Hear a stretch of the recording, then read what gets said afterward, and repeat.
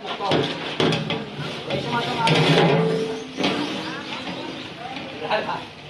કઈ પૂછો માં તો શેરે તમને કઈ હું ના ખાલી લીધા બસ ખબર પડતી હા કઈ સ્વાદ ને કઈ કે આમાં હું કરશે સ્વાદુબેન માં आज આપણે સેવ મસાલા બનાવવાનો છે આ પરોઠાની તૈયારી થઈ ગઈ છે અહીંયા ખીચડી બની ગઈ છે અને સાંજે સેવ મસાલાનું શાક વઘારેલી ખીચડી પરોઠા શેકેલા પરોઠા તરેલા પરોઠા નહીં કારણ કે ગરમીનું પ્રમાણ વધારે હોય એટલે તરેલા પરોઠા અટાણે આપણે જમીએ તો પેટને નુકસાનકારક સાબિત થાય કારણ કે વધારે ઓલી ફૂડ ખાવાથી અને એકદમ ગરમી હોવાથી આપણે શેકેલા પરોઠાનું આયોજન કર્યું છે તરેલા પરોઠાનું આયોજન કરેલું નથી અને અમૂલની છાશ છે આપણે આજે ઓછામાં ઓછા 600 માણસનું આયોજન છે અમારા જીતેશભાઈ અત્યારે સેવ મસાલા બની રહ્યા છે અને હવે મિત્રો તેલ આવું છે આપણે ત્યાં મૂકી દીધું છે અને શુદ્ધ મગફળીનું તેલ છે આપણે કપાસિયાના તેલનો ઉપયોગ નથી કરતા કારણ કે સેવ મસાલામાં જો આપણે મગફળીના તેલનો ઉપયોગ કરશું તો વધારે સ્વાદિષ્ટ થાય અને એનો ટેસ્ટ એક અલગ જ પ્રકારનો આવશે એટલે આપણે મગફળીના તેલનો અત્યારે એમાં આપણે વઘાર માટે ઉપયોગ કરશું આપણે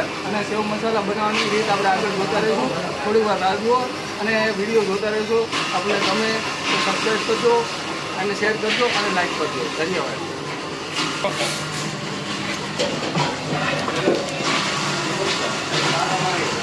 चलो अब हम तड़का लगाने वाले हैं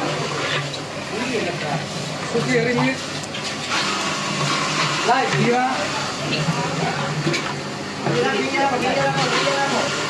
अब ही ऐड की जा रही है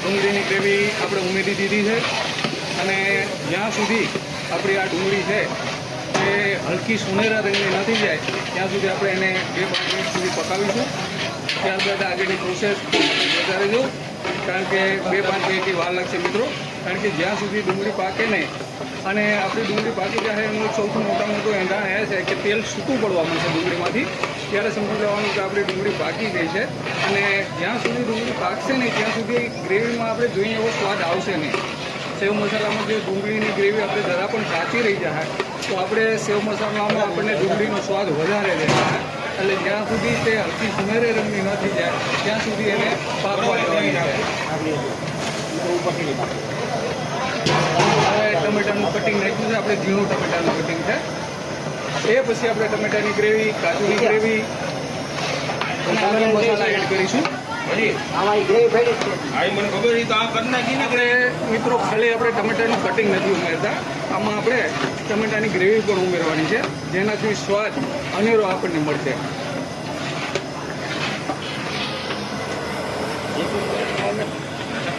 સાચી છે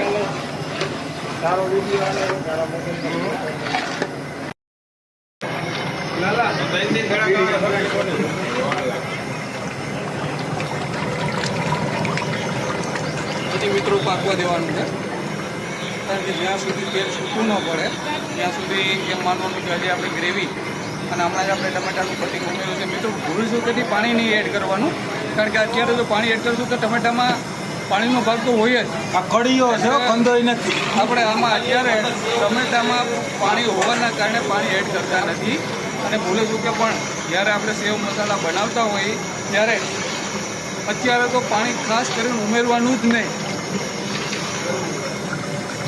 ઘડીક ઠરીઓ હલાવો ને પછી છે ને પાણી પડે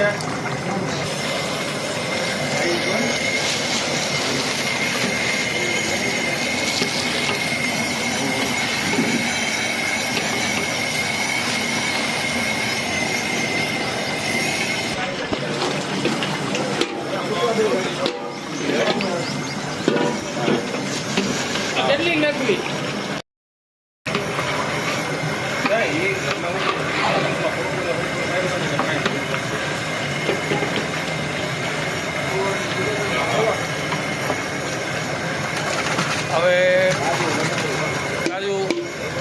કાજુની ગ્રેવી, મગફળી કાજુની ગ્રેવી આપણે ઉમેરી દીધી છે. અમારા મિલનભાઈ અટાણે કૂક કરી રહ્યા છે, સેવ મસાલા બનાવી રહ્યા છે. અમારા હેડ છે આ સોમાભાઈ. મિત્રો, આપણા શુભ લગ્ન પ્રસંગે સુંદર મજાની રસોઈ બનાવવા માટે આપણે કોન્ટેક કરો સોમાભાઈનો. લુસાડા, તાલુકો વંથલી, જિલ્લો જુનાગઢ.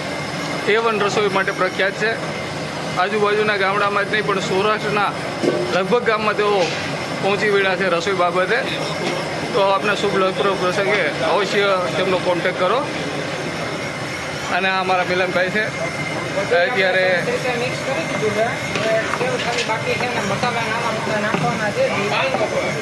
બધું મિક્સ થાય છે.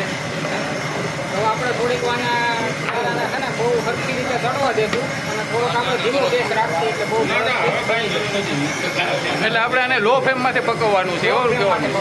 બરાબર. જેથી એનો સ્વાદ બહુ સારો આવશે. તો હવે આપણને આ ક્યારે ખબર પડે કે આપણે જે ગ્રેવી એડ કરી છે એ બરોબર પાકી ગઈ છે કે એમાં કાચી છે કે કઈ રીતે ખબર પડે? કલર બેસી જાય ડુંગળીનો ને બધી વસ્તુ એકદમ થઈ જાય. થોડા ઘણામાં મસાલા આપણે નાખવાના બાકી છે. પછી બધી મિક્સ થઈ જાય. પછી છેલ્લે આપણે બધી છેલ્લે આપણે સેવ છે ને બધીની છેલ્લે પણ નાખશું જેથી છે ને સેવ બળી ન જાય અને વ્યવસ્થિત રહે. એટલે મિલનભાઈ, આપણે આ બજારમાં મળે એ સેવ આપણે એડ કરવાની છે કે ઘરે બનાવવાની છે? આપણે મળી એડ કરી ઝીણી સેવ કે જાડી સેવ? ઝીણી સેવ. ઝીણી. મીડિયમ સેવ હોય શ્રી અલીની ગોપાલની તમે બધી સેવ વાપરી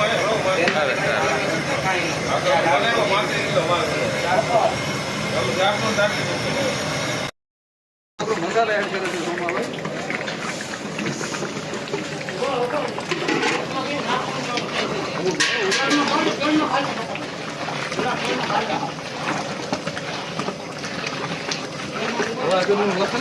उठता है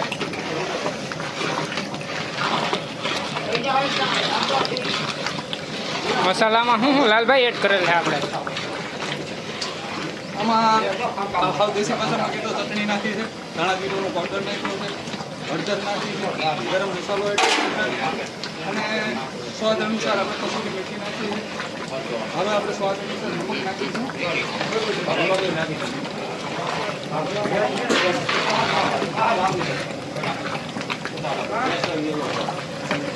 મારા ભાણેજ આવ્યા છે. સિંગ તેલ છે થોડુંક આપણે એડ કરશું જરૂરિયાત પૂરતું.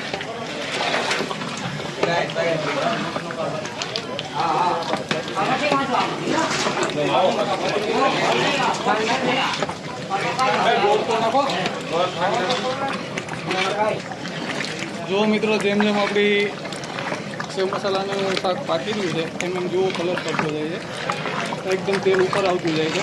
કારણ કે હવે આપણી બધી ગ્રેવીઓ એકદમ પાકીને તૈયાર થઈ ગઈ છે. હવે થોડી વારમાં આપણે જે મેઇન વસ્તુ આપણે શાકનું ઇન્ગ્રીડિયન્ટ કહી શકીએ તો આપણે એમાં હવે સેવ નાખવાની એડ કરવાની છે. આપણે જો આપણને ફાવતું હોય થોડું ઘણું પણ સ્વીટ ફાવતું હોય તો આપણે થોડીક ખાંડ ઉમેરી શકીએ. એટલે આપણે થોડીક ખાંડ ઉમેરી છે અને જરૂરિયાત પ્રમાણે આપણે એમાં પાણી એડ કરીશું. મિત્રો, જેટલી જરૂરિયાત છે એટલું આપણે પાણી ઉમેરવાનું છે. એની કોઈ માત્રા નક્કી નહીં કરવાની. જેટલી જરૂરિયાત પ્રમાણે પાણી એડ કરવાનું છે. હવે થોડોક સમય માટે આપણે આને આનો સ્થિર રહેવા દઈશું.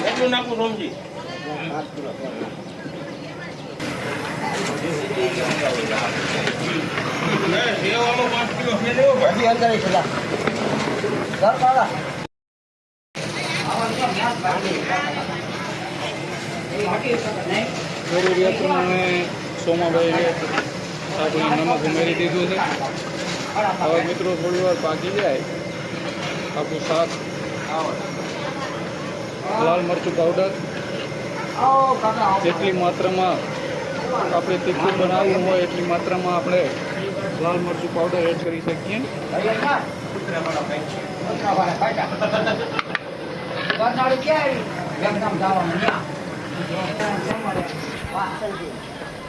ગજાનન વાળા કે તો ગજાનન કિચન કિંગ ગજાનન. આપણે કોઈ કંપનીની એડવર્ટાઇઝ નથી કરતા. ગજાનંદ વાળાનો કિચન કિંગ મસાલો છે એ આપણે એમાં એડ કર્યો છે. એટલે તમે ગમે એ કંપનીનો કરી શકો, એવું જરૂરી નથી કે આપણે ગજાનંદનો ઉપયોગ કરવો. ગમે એ મસાલો એડ કરી શકો. મારા મામા આવ્યા છે, ઘણા કારીગર છે.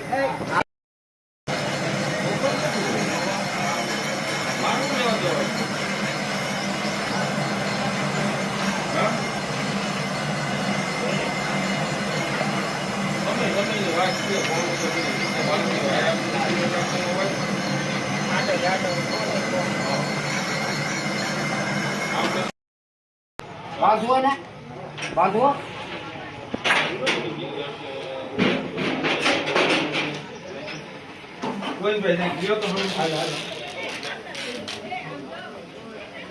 પરોઠા